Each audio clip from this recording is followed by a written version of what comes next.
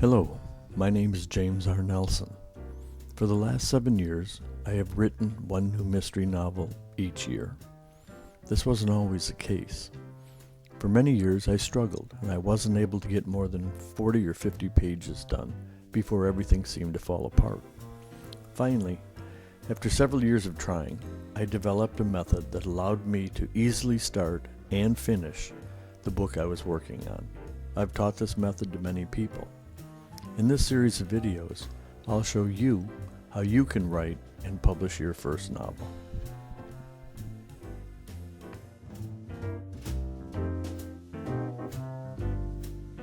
When I do book signings or give author talks, inevitably one or two people will come up to me and tell me they have a great idea for a book, but they don't know how to turn that idea into a 300-page novel. That's one of the things you're going to learn how to do with this video series. So let's talk about that first book idea. I call it the initial premise. Every book should start with a one-sentence initial premise. I'll give you a few examples using some of my novels. When I started thinking about my first novel, The Butterfly Conspiracy, I wanted to write about an idea I had been thinking about for a long time. I'm from Michigan's Upper Peninsula, a wild and remote area. I often wondered what would happen if you took a dangerous New York City mobster and transported him to the Upper Peninsula, an area completely different from New York City. Would he be as dangerous or feared? In The Butterfly Conspiracy, my main character, young Stephen Morehouse, decides to take a train from New York after high school graduation to visit his uncle in Michigan. For reasons I'm not going to get into, he's followed on the train by a gangster, which is my initial premise for the book.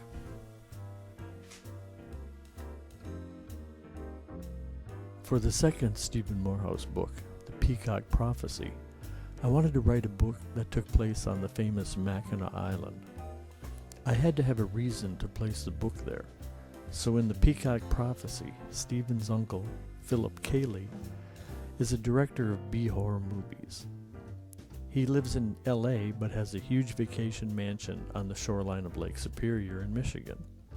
In the book, Philip needs to make up his mind which of two beautiful scream queens is going to be picked to star in his next movie.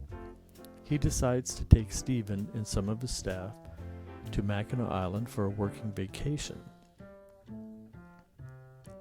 Mackinac Island is a picturesque place with beautiful Victorian homes and no automobiles. Only horses, horse-driven carriages, and bicycles are used to get around. So for this book, my initial premise was Stephen Morehouse travels with his uncle to Mackinac Island for a working vacation, and then things start to happen when they check into the Peacock Inn. For the third Stephen Morehouse mystery novel, Menagerie of Broken Dreams, I wanted this book to take place in Florida. So the one-sentence initial premise for the Menagerie of Broken Dreams is Stephen Morehouse is sent to Florida by his uncle to scout out possible locations to shoot an unofficial remake of a famous 50s horror movie, and things go terribly wrong. Now think of your book. Take out a piece of paper and a pencil and write down what you think your one-sentence initial premise should be.